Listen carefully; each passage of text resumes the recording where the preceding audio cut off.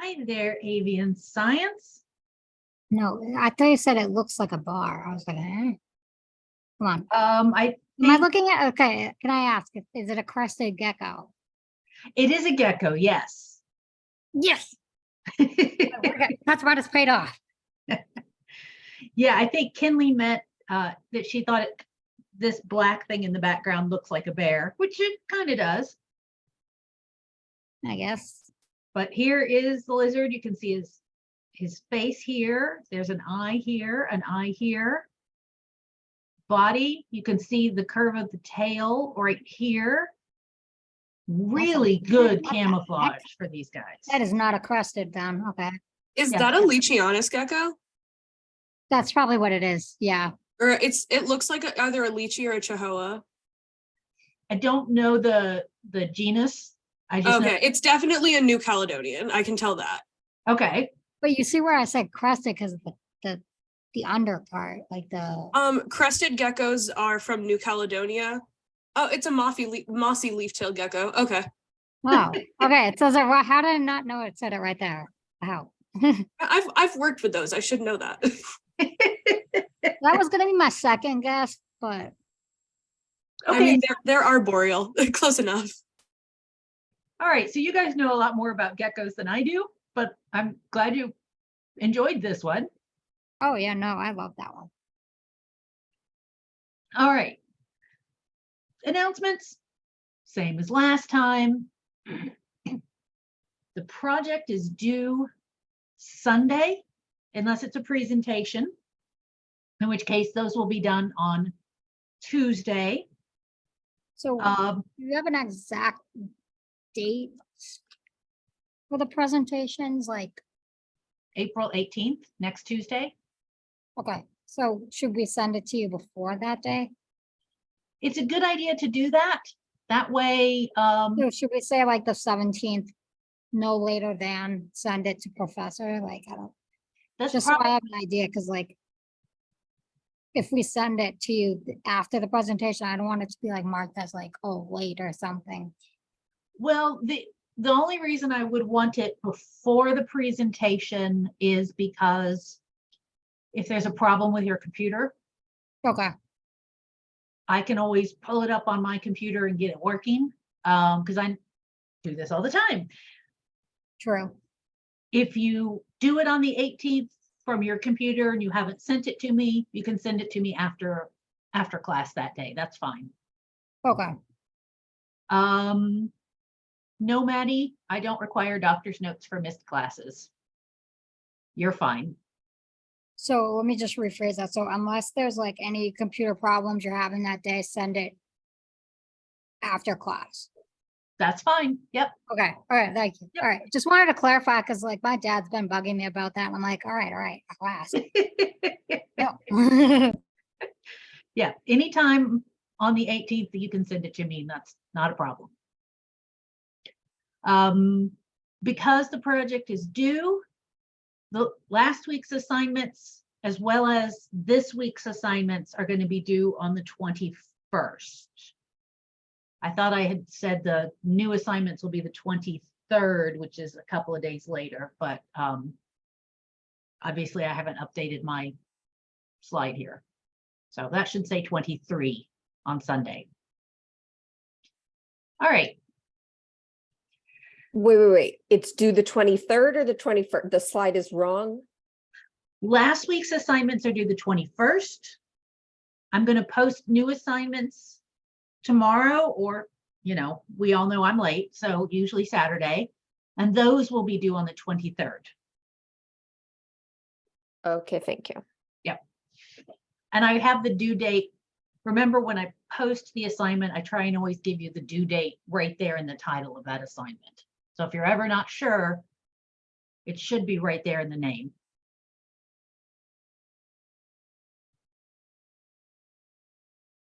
Okay. We've been walking our way through some of the most common diseases that are seen in pet birds in New England.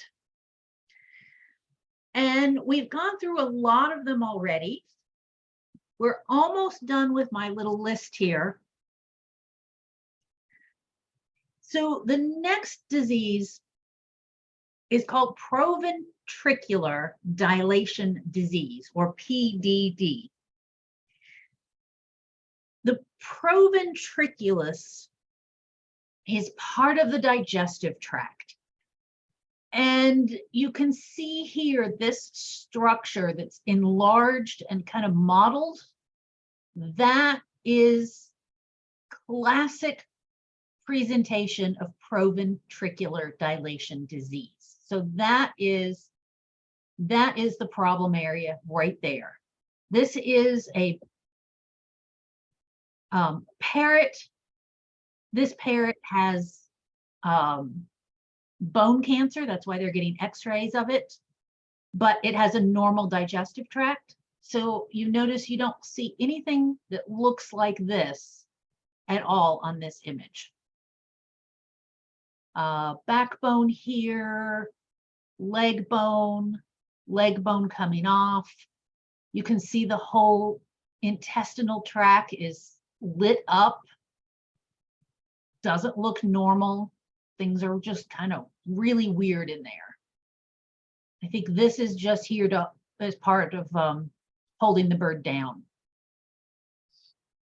Okay, so the primary symptom of this is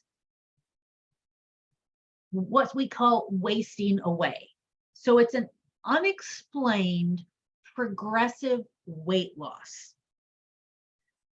Often loss of appetite, so they're not eating as well, but you can also see food in the feces that is not digested. So they're not able to digest all of the food they take in. Birds can also regurgitate a lot, which is kind of their version of vomiting. So food will come back up. It is most likely caused by a virus. This is not 100% confirmed yet, but there's a lot of evidence that a virus called Avian virus seems to be involved, even if it's not the primary cause. Most birds who have proventricular dilation disease have this virus. Now, a lot of birds will have this virus and have a normal, healthy lifespan and never show any symptoms. So it's not clear why some birds get this PDD with this virus and some never do. We know, though, that the nerves, especially those involved in the digestive tract, are inflamed. Inflammation mainly means swelling.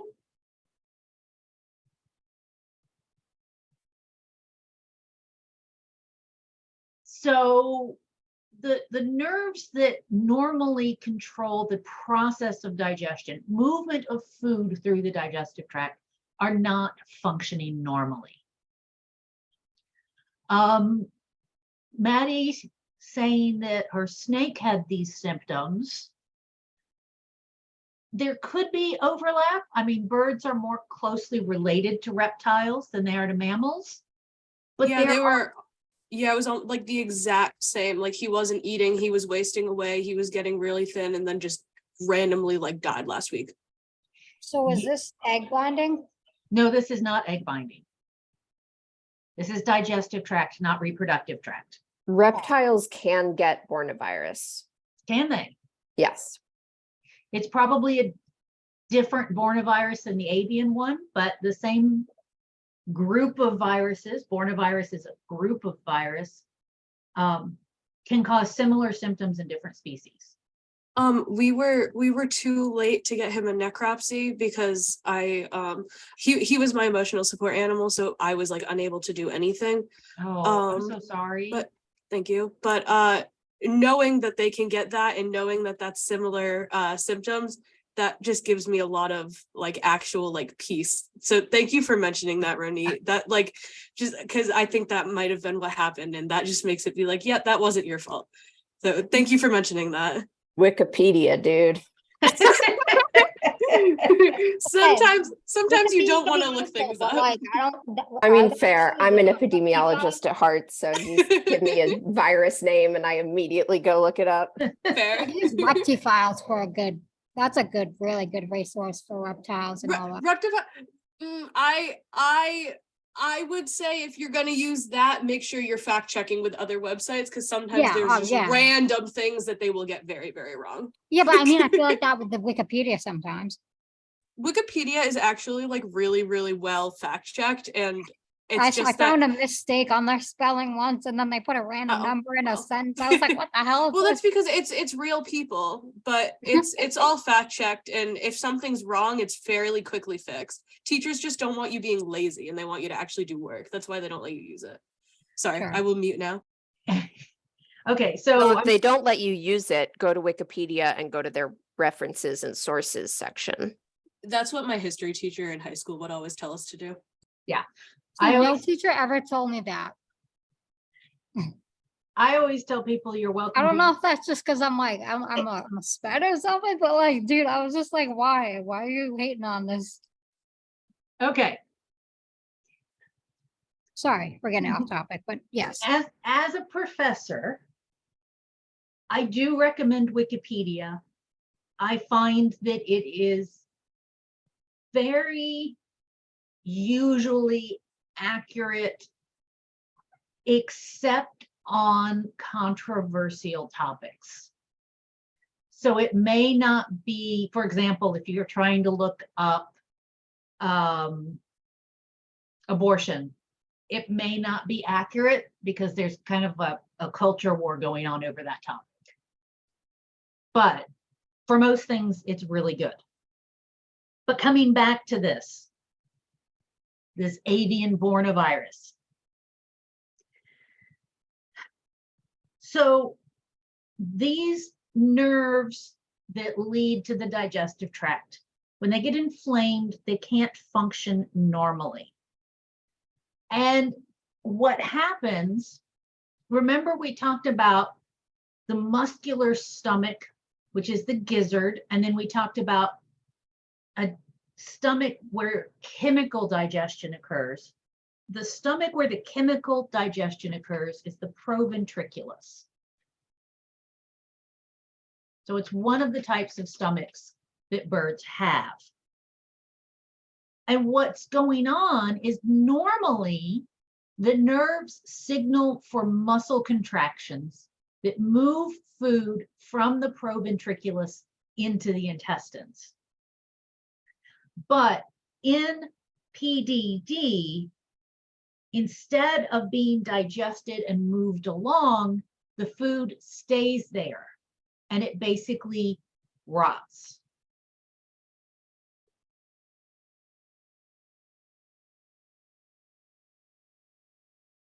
So you end up with a secondary bacterial infection. And that secondary bacterial infection can be fatal.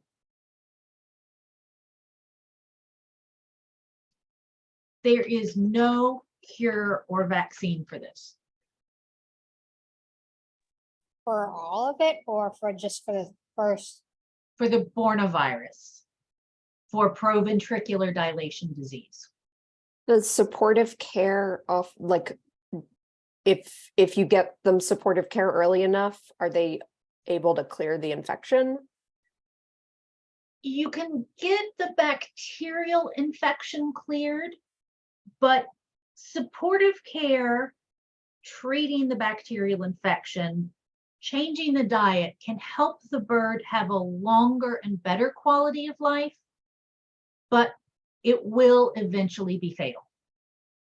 So this is a disease that will eventually kill the bird. So yeah, any treatment is going to be lifelong.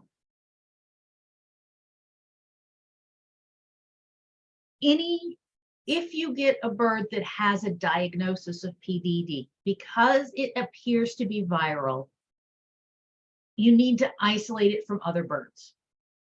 Your other birds may have already gotten it and may never have any symptoms, but you want to prevent the spread if possible. The little Does bit it of, spread? huh? How does it spread? We're not sure. What we do know is that avian virus is relatively fragile outside of the host. So cleaning the cage, the supplies, the equipment that you've used with the bird, you just need soap and water, and that will kill the virus. So you can give the cages, the enclosures, the feeding bowls, and everything a good clean and continue to use them. This does not appear to be contagious to people. We have not seen this getting into people, but finding that avian virus is a relatively recent discovery. So there's a lot we don't know about it. Yeah, most viruses do not survive long on surfaces outside of a living organism. So Well, you're I mean, right. just like in general, like with dogs, cats, reptiles, like people think, oh, like if you see a feather in its water, all right, get it fresh water, because you know what I mean? Like it's just little things like that that actually can take that much more. It will then make that much more of a difference for your bird. Yep. Okay, So I wanted to mention two other ones that I didn't put pictures up of, because I'm just going to talk briefly about them. So I mentioned early on renal tumors. Renal tumors are tumors of the kidney, and they are very common in a lot of captive bird species. Renal tumors are a form of cancer. Usually, you don't see symptoms until the cancer has already spread and it's too late to do anything about. This is, of course, the case with dogs and cats, too. Cancers are often not found early enough. There's also lipomas. So renal tumors, mostly you see those a lot in budgies, especially highly inbred budgies. So from somebody who sells an awful lot of birds, like a pet store. Lipomas are tumors, but are not cancer. So these are commonly seen in the Amazon parrots, and they're related to poor nutrition, obesity, and what's called hypothyroidism. Hypothyroidism is a condition that can occur in any animal that has a thyroid. So birds have a thyroid, we have a thyroid, mammals have a thyroid. Detecting it can be tricky, but once you've detected hypothyroidism, generally it's easy to deal with. Yes, Laura, this is basically a fatty tumor. Depending on where it is and the size, you might have it removed surgically, but you can also correct the diet, give them better nutrition, and get them to lose some weight. And if you get them on the correct diet and get them to lose weight, these lipomas can often go away by themselves. So the lipomas are really not a serious problem, but they're common.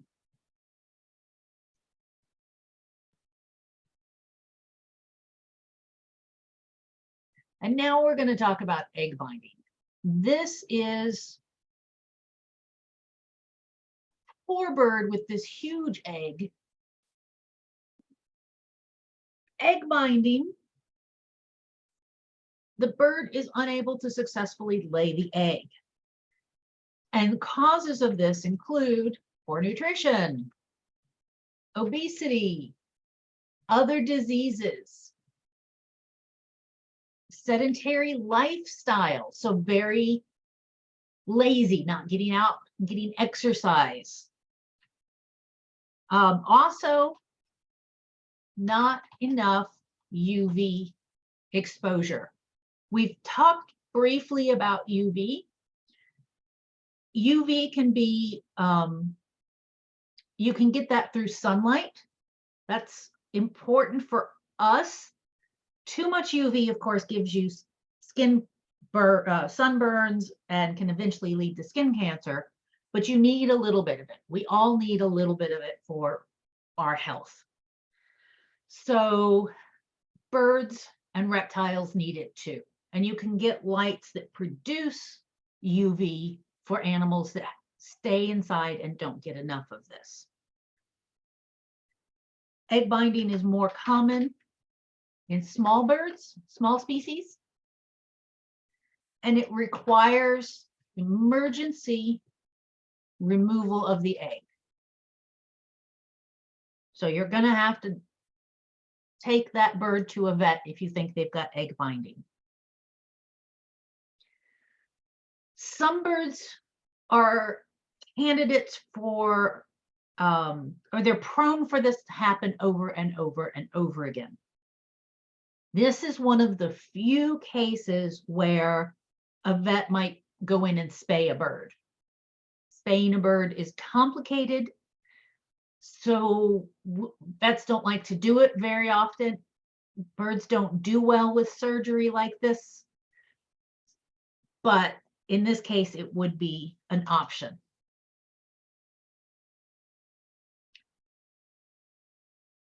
Egg binding kind of goes along with laying too many eggs. So a lot of birds in captivity will just constantly lay eggs, and they'll lay eggs whether there's a male around or not.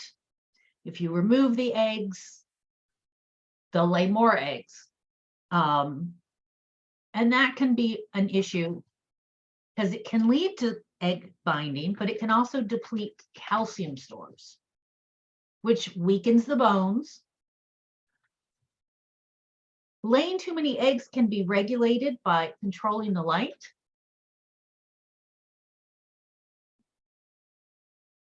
Remember, egg laying is often triggered by increasing amounts of light, increasing day length. So if you regulate the amount of light the bird is exposed to,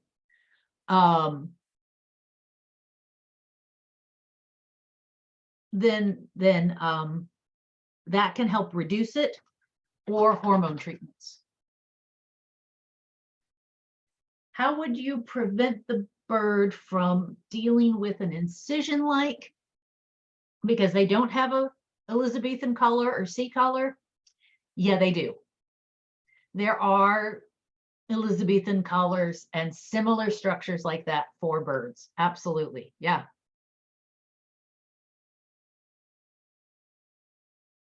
Google bird in a cone.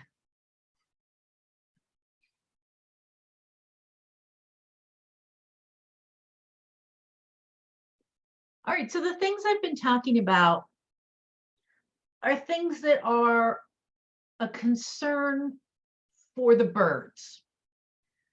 Now I want to talk about diseases that may be more of a concern for people who are around birds. I'm sure you guys all know a zoonotic disease or zoonosis is a disease that can be passed between people and animals. Sometimes the diseases will go one way, like it'll go from an animal to a person, but not from a person back to an animal. Or it might go from a person to an animal, but not from the animal to a person. And some go both directions. So there's a lot of variability here.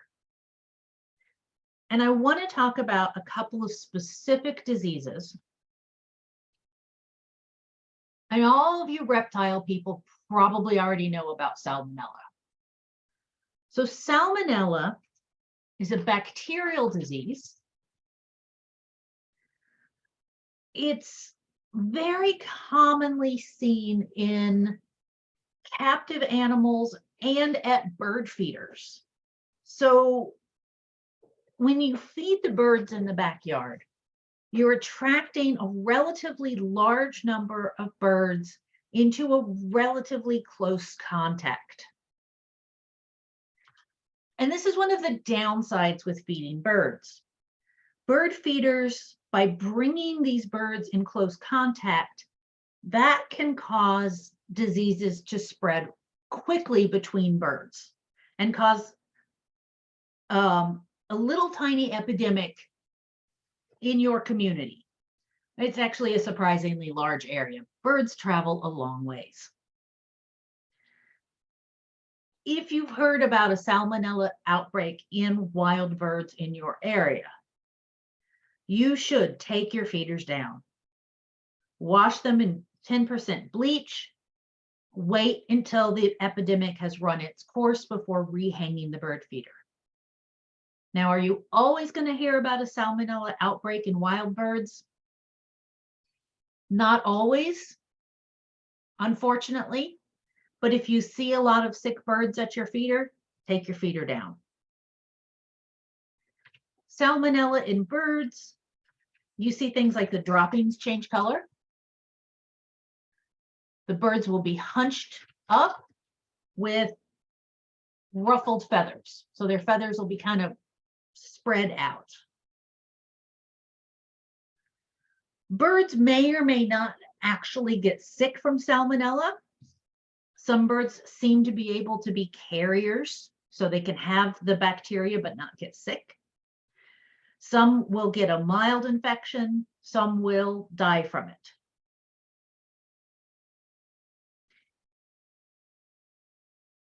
Because this is a common disease in wild birds, you always want to wash your hands if you handle the bird feeders.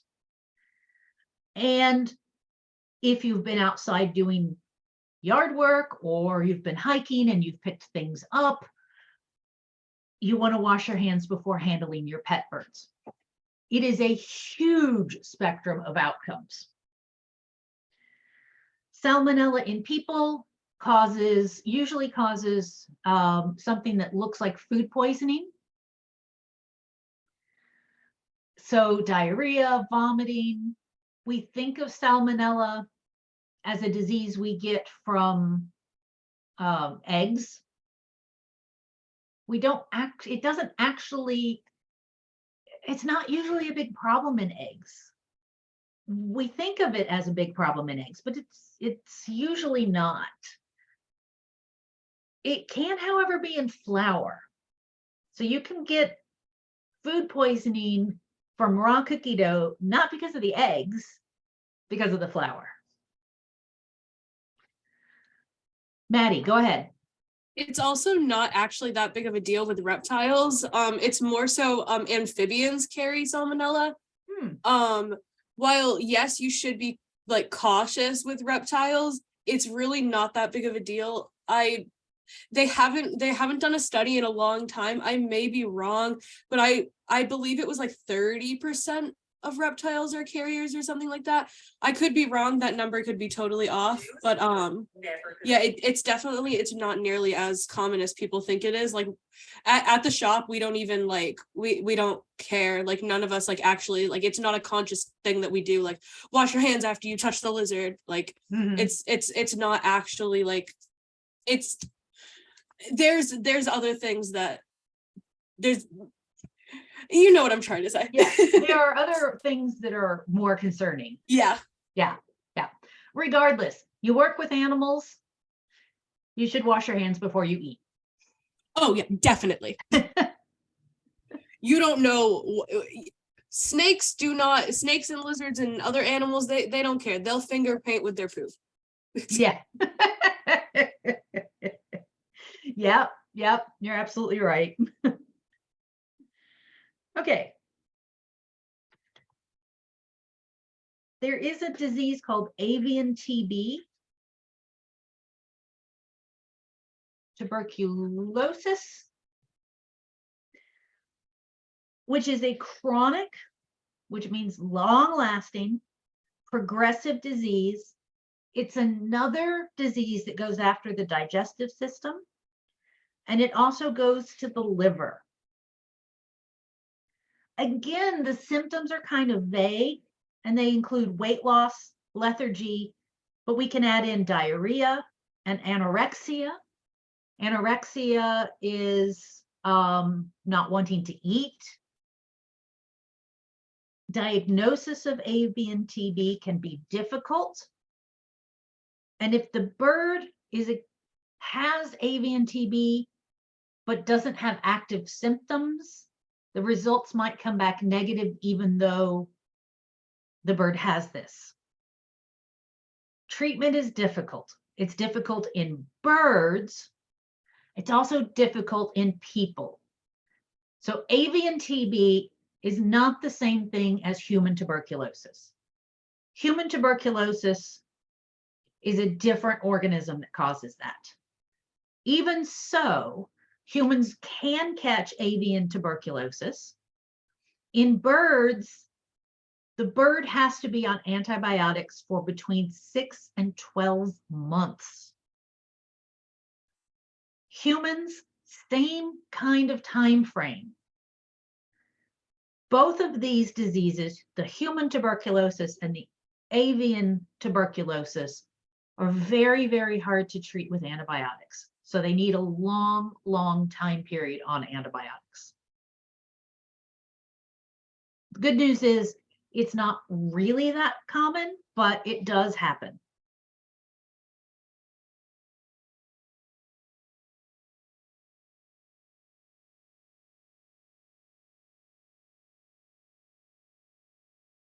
There are a few vaccines available, not as many as we have for dogs and cats, but there are some. So one of the big ones is polyomavirus. Polyomavirus can cause, again, a bit of a range of symptoms. So this bird has polyomavirus. This weird feather pattern where there's some loss of feathers, but it's kind of patchy. This is kind of characteristic of polyomavirus. You get damage to the feathers. It can also cause sudden death. This is most commonly fatal in very young birds. Birds that survive, however, can be carriers. So fortunately, there is a vaccine for this. This is a good vaccine to get for your pet birds if you're planning on breeding them. Once they're, under 2 weeks, they're still at the breeder or with their parents or whatever. By the time you get them, they're past that time period where it's most dangerous.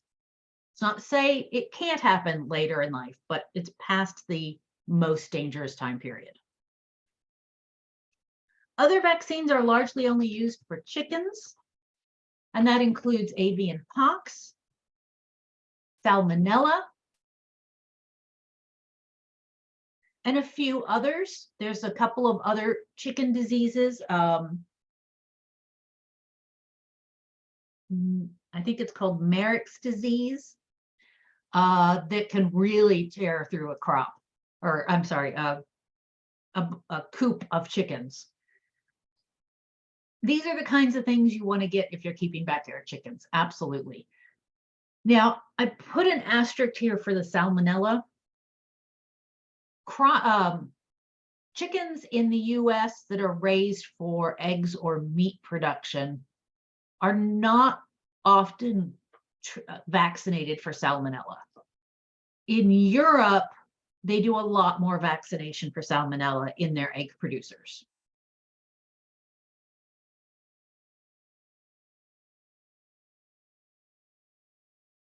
I would do it in my backyard flock if I had backyard chickens.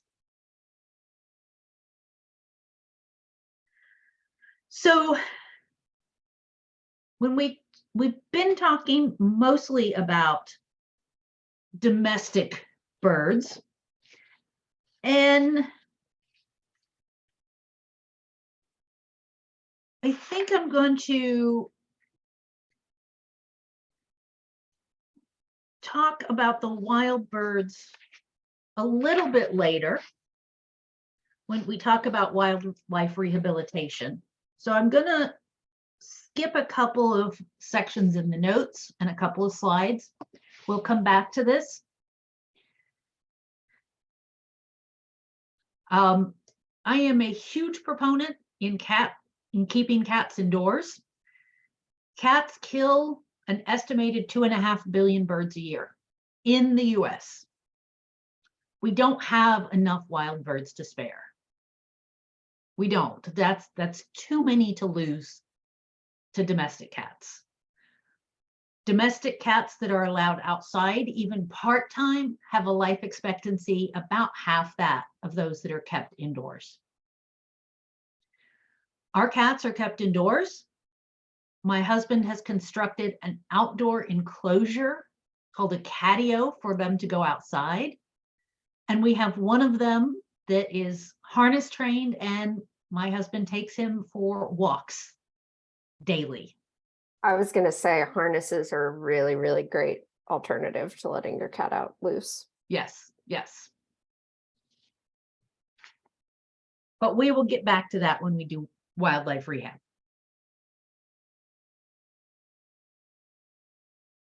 Because I really want to get to this topic. HPIA, or highly pathogenic avian influenza, also called H5N1. Okay. We get flu. A new strain of flu goes around in the human population every year. Birds get flu. There's often a new strain going around in wild birds, usually a new one every year, every 2 years. It's a different disease in humans and birds, but the disease is closely related to each other. Right now, starting sometime last year and continuing this year, this strain called H5N1 has been going around in wild birds. So the H and the N refer to specific proteins on the surface of the virus. The H protein, I'm not going to ask you to know the name, it's hemagglutinin. Don't need to know the name, just know the H. There are multiple versions of the H protein. So we number them, H1, 2, 3, 4, 5, etc. The other protein, the N, neuraminidase, also has multiple versions. So again, we number them, 1, 2, 3, 4, 5, etc. These proteins on the surface of the virus are what our immune system attacks. This is what our immune system says, this is a virus, we need to destroy it.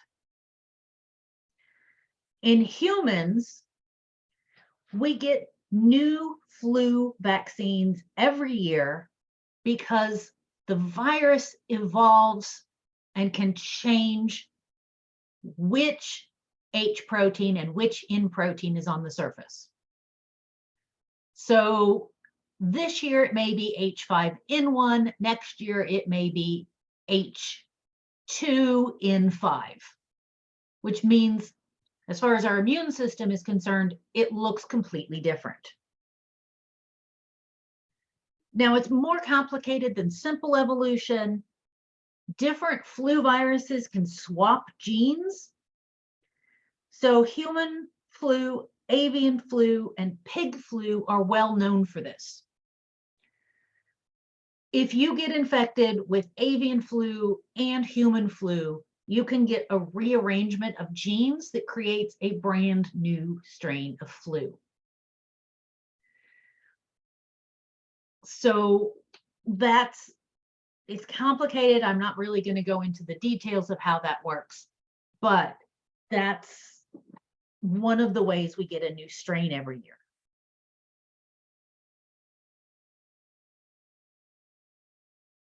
Now, avian flu infects a wide range of birds. Most often it is seen during migration season. So in the spring or in the fall. We see it at this time because birds are moving through an area, they're moving long distances, which causes the disease or allows the disease to spread between birds that don't migrate and birds that migrate, or birds that migrate only short distances and birds that migrate long distances, or migrating birds and chicken farms or pet birds. Plus, migration is very hard on the birds. A lot of birds do not make it to their destination. And if they have a mild case of avian flu, they are less likely to survive migration. And then we can start seeing evidence of this flu virus going around.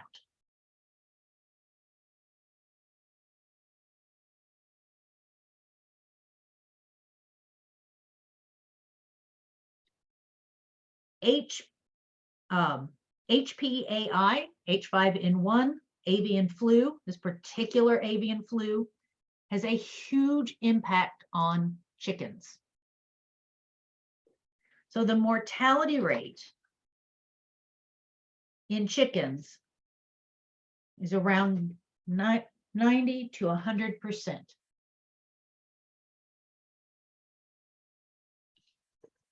Okay, brace yourself. As of April 4th this year, starting from last spring through this spring,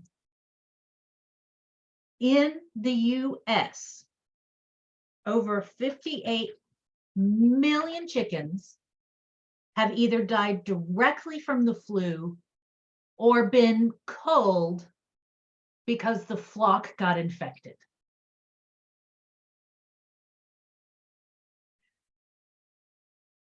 But the 90 to 100%, that's not taking into account the ones that are culled. That is not taking Right, culling okay. into account. If your flock starts showing avian influenza, you cull the entire flock so you can clean out the coop or the barn that they live in and start a new generation of chickens quicker. I mean, that's largely what it's about. The culling is about.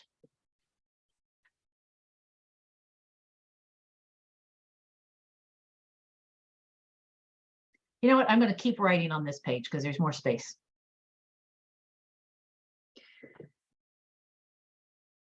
In commercial flocks, we estimate that 25% of all chickens in commercial flocks in the US have died. We know that backyard flocks have lost a lot as well. We don't have as good numbers from backyard flocks. Nobody keeps track of how many chickens you have in your backyard, unless your neighbors are, anti-chicken. It's estimated that 10 million households have backyard or pet chickens in the US again.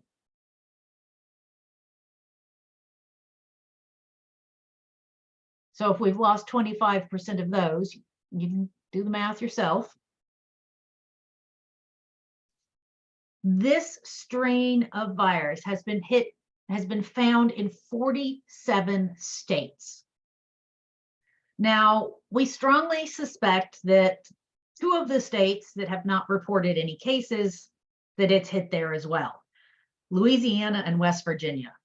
All the states around West Virginia and all the states around Louisiana have had cases. I can't imagine that it hasn't crossed those state lines. We also haven't gotten any reports from Hawaii, which may be accurate because Hawaii is so geographically isolated. You don't tend to get migrating birds that migrate to or from Hawaii, except for some seabirds.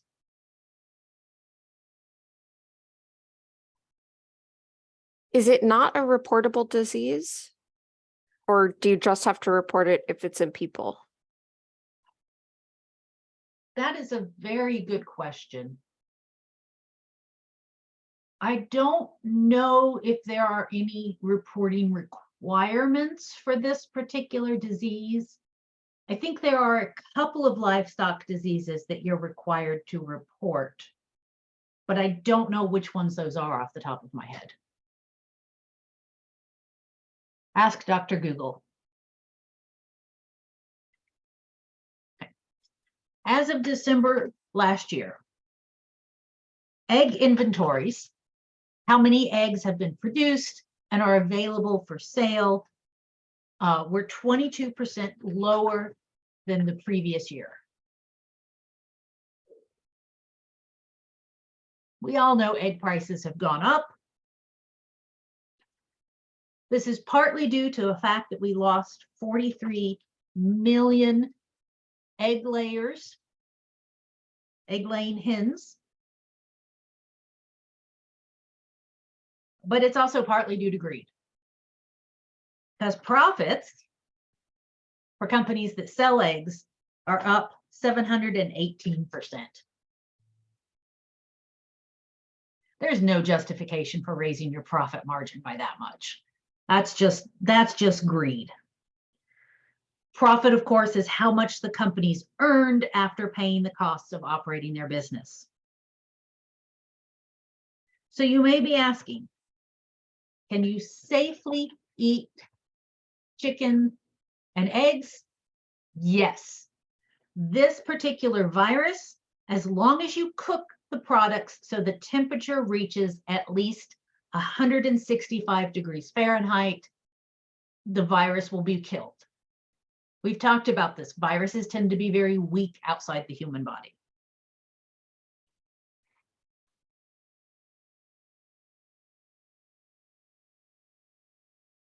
Oh, here's the egg inventory. This isn't a great image.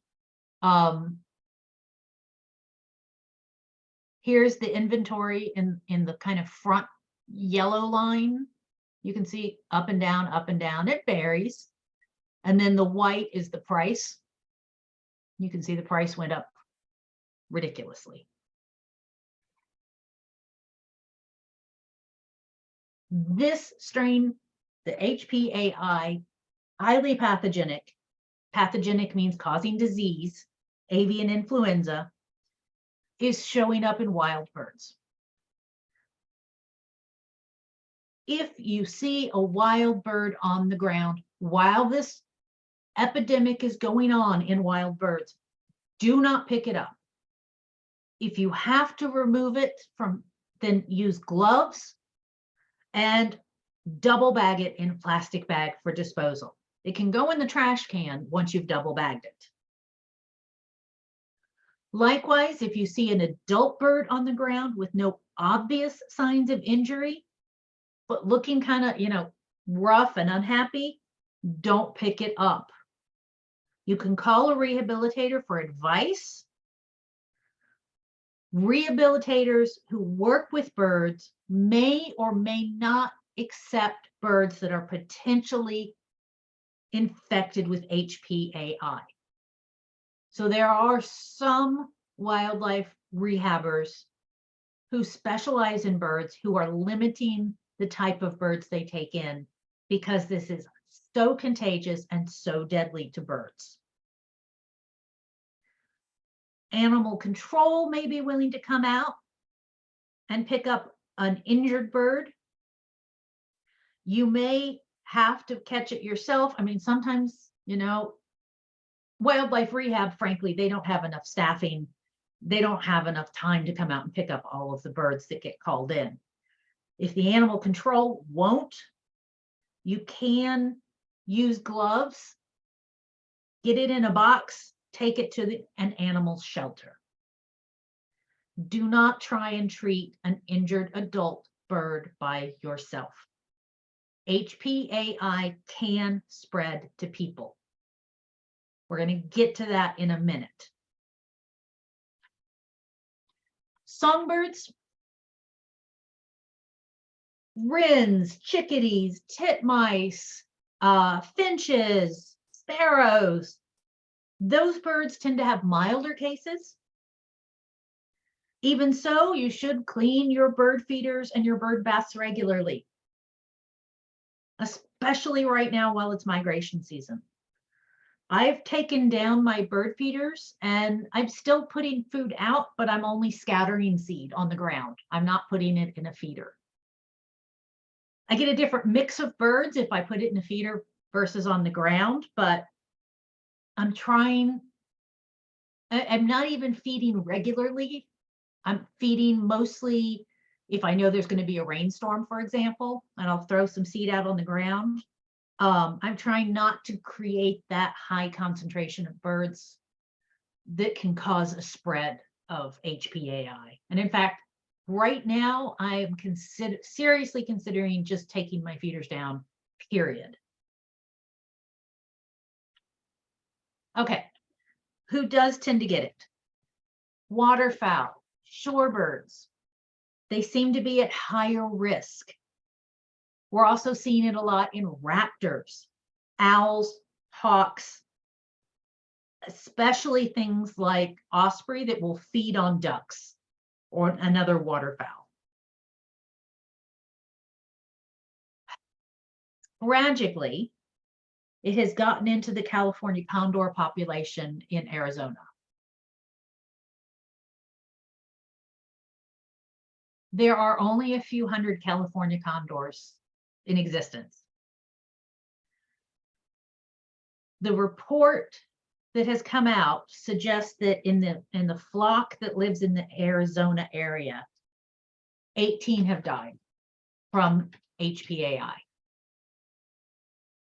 There are so few California condors, this could wipe them out. It's that deadly, and they're that susceptible. Fingers crossed it doesn't continue to spread.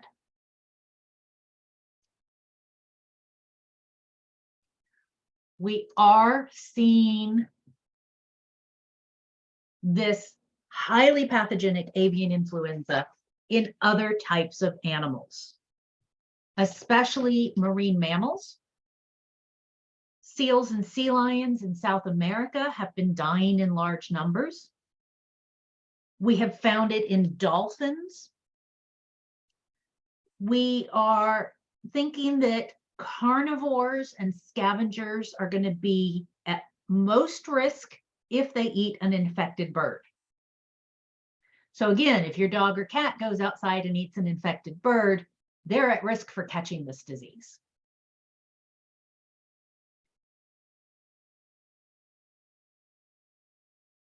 This has been detected in both domestic and big cats. It has killed, let me think, I know a tiger and a snow leopard for sure that were in zoos in the US. Your house cat is only going to get infected if it interacts with birds outside.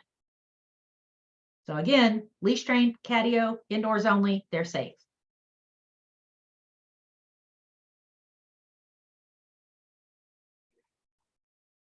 There have been, as of March 16th, 240 human cases of HPAI or in H5N1.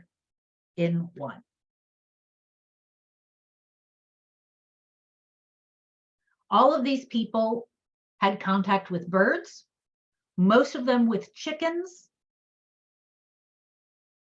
If you don't want to hear this depressing statistic, I'm sorry. Turn the volume off. 46% of people who have caught this strain of virus during this outbreak have died from it. 46%.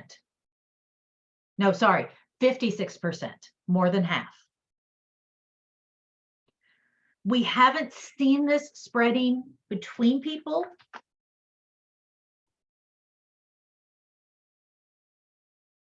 Which is very, very, very good news. But we know that there is a risk. Avian influenza has gotten into people and been able to spread between people in the past. H5N1 first showed up in 1996, so it's a relatively new form of flu. And so far, we have not seen it spreading between people. Fingers crossed that it doesn't, because boy, we don't need another pandemic. We've already got 1, 2, 3, 2 major and 1 minor pandemic going on, and at least a couple of smaller localized epidemics going on right now in the human population. All right. That is the end of diseases in birds discussion, except for when we go back to wildlife rehab. Any questions?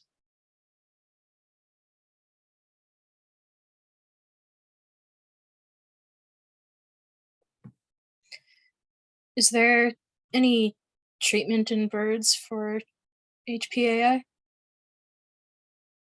No, not really. It's just like, well, I guess we do have a medication now for flu in people, but it's all supportive care. That's all you can do.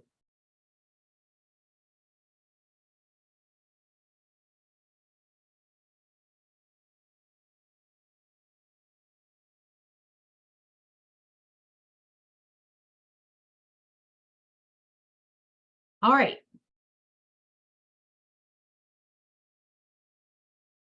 Our next topic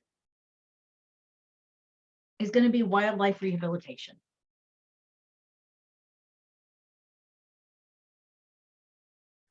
So when we talk about wildlife rehabilitation or wildlife rehab is what most people in the biz call it.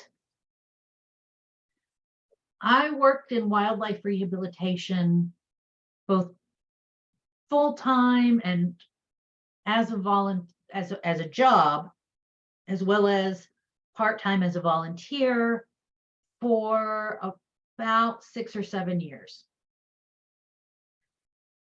So a lot of what I'm going to talk about is based on my own experiences. Depending on the location and the permits somebody has, approximately 60% of intakes are birds. So more birds than mammals, and a lot more birds than reptiles and amphibians. So the goal of wildlife rehabilitation is to take in sick, injured, and orphaned wild animals, get them supportive care and veterinary care that they need, with a goal of releasing them back into the wild.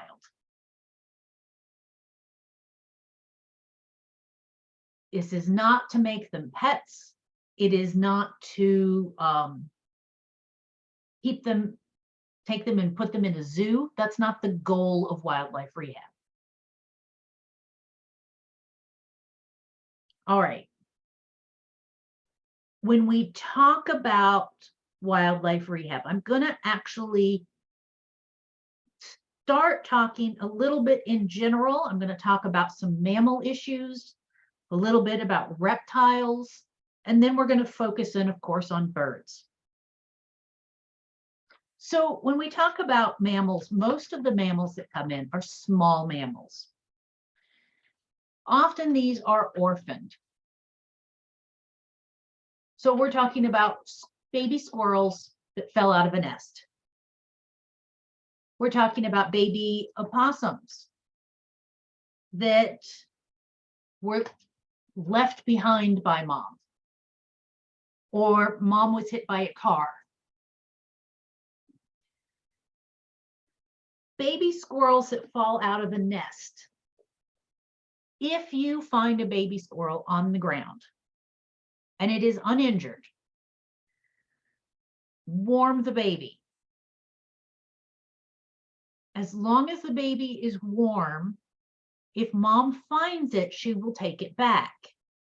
So again, that rice bag, I know I keep talking about how wonderful these are. You get a rice bag, you warm it up, you put it, if you know where the nest is, at the base of the tree where the nest is or close by, put the baby on or next to the rice bag. And if you can monitor it from inside the house, keep an eye on it from inside, great. If you can't watch it from inside, leave it there, come back, check in about half an hour. Mom usually comes and gets it. Like I said, if she can find it and it is warm, she will take the baby back up to the nest. If it is cold, she will assume it is dying and she will not take it back. So that's the rule with baby squirrels. Opossums are independent if they are at least 10 inches long. Now, sometimes they'll be independent at a smaller size than that, but if they're 10 inches, which is a little shorter than this piece of paper,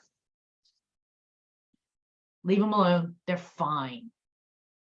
Possums are very resilient. Baby rabbits, oh my God, I hated getting in baby rabbits. A lot of times baby rabbits are kidnapped. What I mean is mom makes a nest on the ground, often under a bush. I mean, if you see rabbits in your yard, they may nest in your yard if you've got bushes. Mom only visits the nest a couple of times a day. So she comes, she visits the nest, she feeds the babies, and then she leaves. If you come across baby rabbits and they're laying in the nest, they're warm to the touch, and they're just kind of huddled there, you can leave them alone. They're probably fine. If you're really concerned about it, get some small twigs and put them over the nest, and then come back. I would give at least 6 hours to see if mom has come back. If mom comes back, those sticks will have moved. If you see a baby rabbit out of the nest, they mature very small.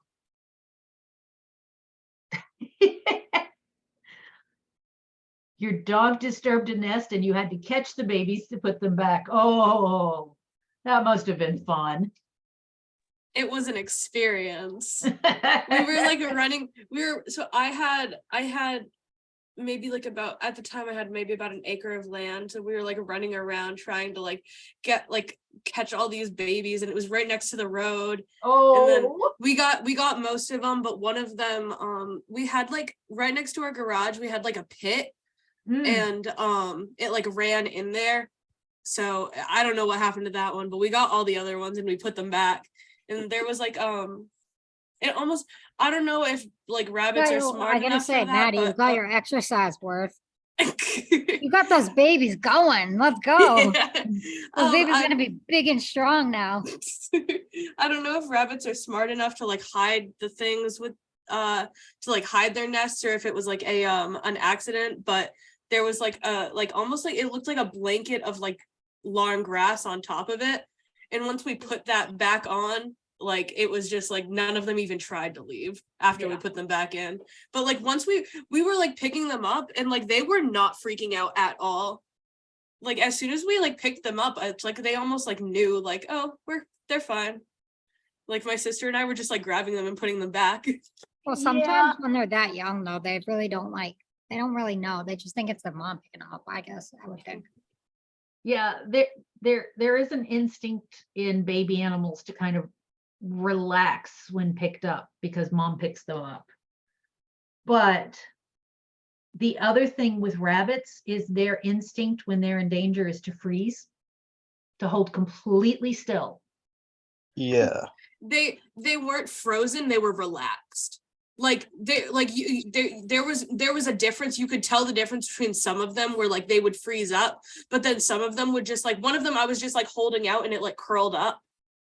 Like Don't be it like scared, but, it like not literally showing it. curled up, and like it was like vibe, and like it was about like half and half, where like some of them would just like completely freeze up, and then some of them would just like they would just be relaxed. I don't know if they were stupid or what, but Yeah, I would worry that was not, that your interpretation of that might be a little hopeful. to be fair, I don't work with wild animals, so I mean, I'm likely that's never gonna happen again. So Yeah, I mean, let's hope not. and- Well, wait, Yeah, wait, you and gotta the ask the animals- dog though. The dog has to say of that. what?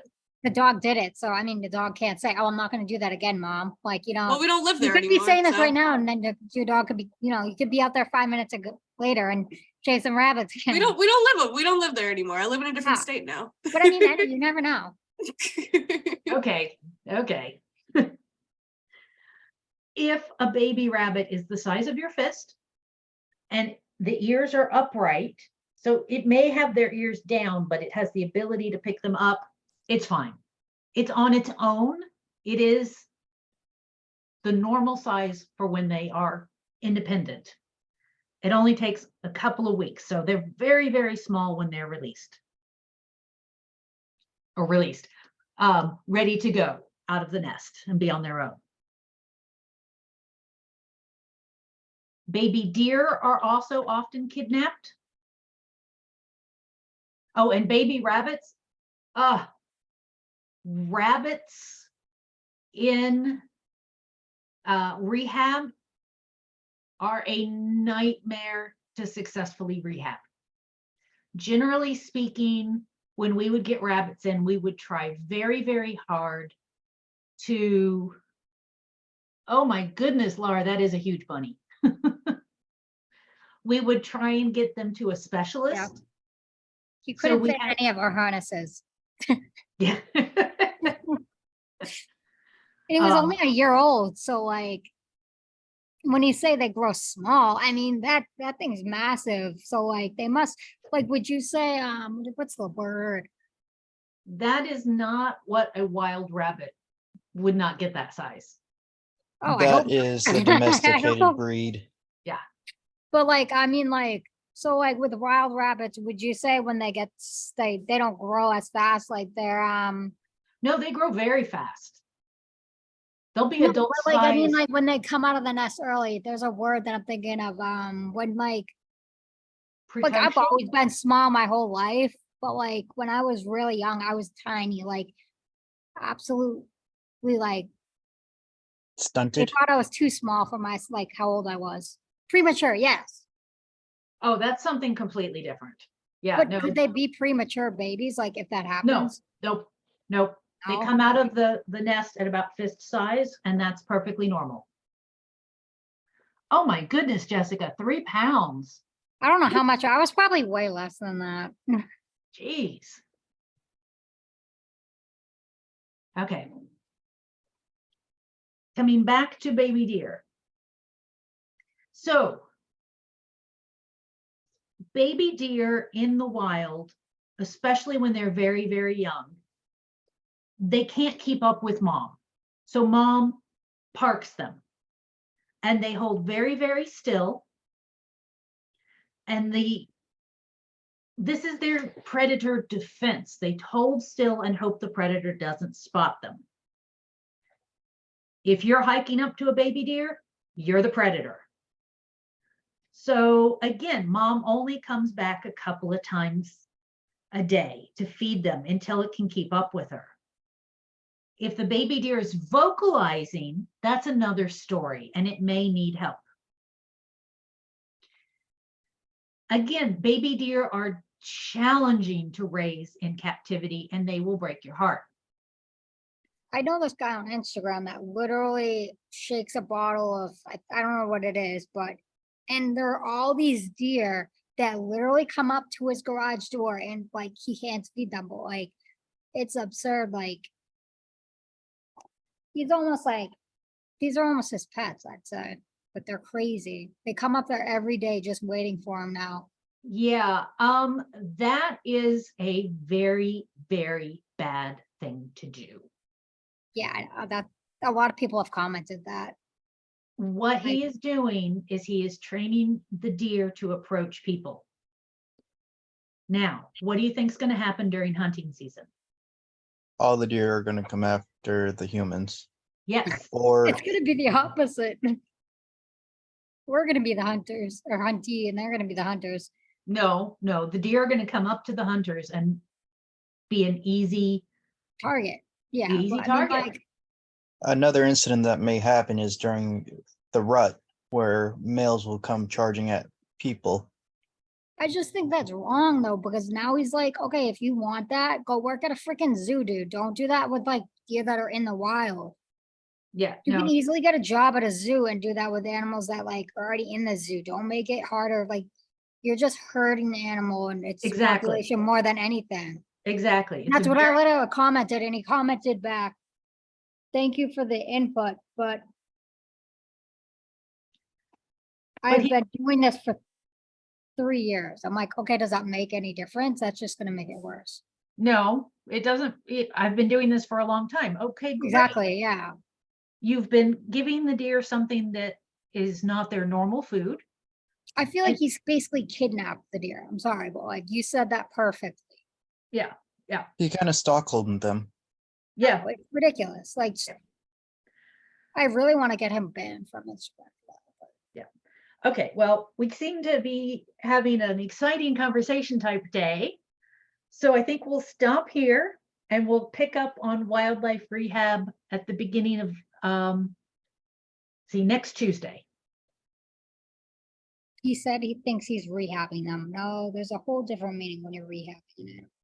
Yeah, a lot of people think they're doing the right thing for animals, Well, and they're not. go take a class and then you'll learn what you're doing. Mhm. What about for cubs and like different kinds of cubs? Okay. So it's going to depend a lot on the species. So, Like bears. Kind of, yeah. Like I do Okay. know like some mother bears will park their cubs while she goes for food. Oh, yeah. And mhm. like somehow, some way, kind of like how I know not in like the East Coast, but like the more western where there's also like mountain lions. Yeah. So, Maddie, I know your hand's up. Give me a second to address this real quick. Bears, baby bears.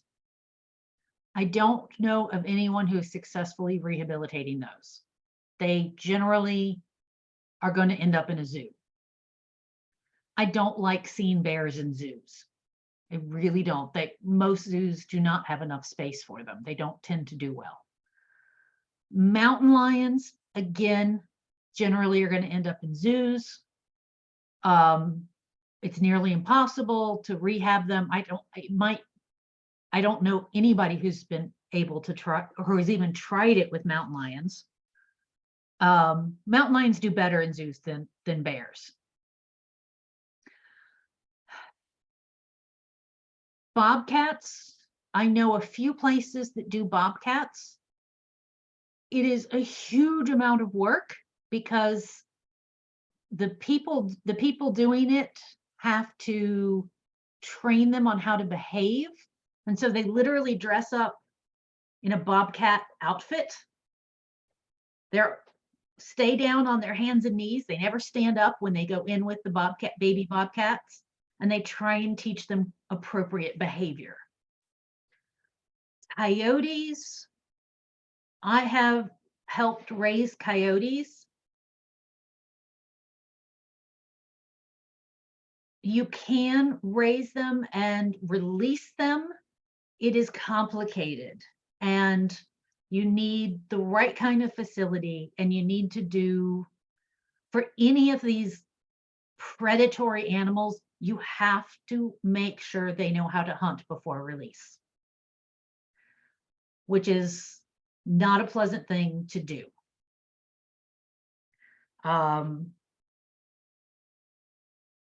I feel like that's the same thing with foxes. Yeah. same thing Coyotes and with foxes are basically equal in those terms. Yeah. Because I know Um, like if there's a fox, I don't know if there's a difference between a sanctuary and a zoo, but like he calls it a sanctuary and he's like, supposedly the mother and the dad were sick, but like they had babies and he's just helping the babies. Like you know what I mean? Like doesn't mean the babies are necessarily sick though. yeah, I know we're running over time, so if you have to go, you have to go. Sanctuaries are not, oh, I'm sorry, Maddie, you had your hand up. You've had it up for a while. Are you still on? Yeah. Go ahead. I just wanted to say that wild animals aren't human and they don't require the same like care as us. They can take care of themselves. Like even like obviously like if you see an injured animal you want to save it, but that's the circle of life, and that's just kind of like all you're doing is messing with like the actual like just like you're circle. messing. Yeah, you're just it's just like ecologically it's just not I personally like obviously like rehabilitation is great, but I if I see an injured animal, I'm not gonna do anything about it. See, Like that's that's the the thing, circle 'cause of my life. sister the other day saw a bunny on the side of the road that wasn't necessarily dead and was just hit by a car, but like wasn't absolutely dead or squished or like organs falling out or everything. And she literally had my dad go get it and brought it to a vet. So Like, personally, it's I just think nuts that's with the- different. I think that's different because that was caused by a human. I believe if an animal was injured because of a human, 100% that should be. But like if an animal was like, oh, the mother abandoned it, or like it was like injured by another animal, like if it's an animal that like you could easily rehabilitate, like a squirrel or something, like sure, do that. Like I know snakes it happens with, but don't go messing with bears and freaking deer. Like, leave yeah, them no, the alone. bigger the animal, the Leave harder them it alone. gets. Definitely. Like, No, definitely. The But, bigger the animal, yeah. the harder it gets. And I mean, like I've seen, I don't know where I'm getting all these YouTube videos or anything, but like Yeah. they just pop up because I follow animals on Instagram. yeah, I This get guy a lot of literally has a stupid pet stuff too. bear. Like, no, that's not a pet Bruh. bear. That's you interfering with their circle of life. Yeah, and that's you for just interfering adaptive with behavior nature. and Leave way it of life. alone. Like, But at what that the point, bear if it's a follows pet, me. it can't be released into the wild. So that No, you've just like exactly. completely Like, ruined you shouldn't have everything. done that anyway. Like, Yeah. it's exactly with birds. Like, if you can't have a wild pet bird, then why the heck can you have a bear in your house? Yeah, literally. Okay. Alrighty. I got On you to two this for riled up, days, but sorry. I think it's time to call it because I need to go too. Okay. Alrighty, bye. Bye. All right, bye.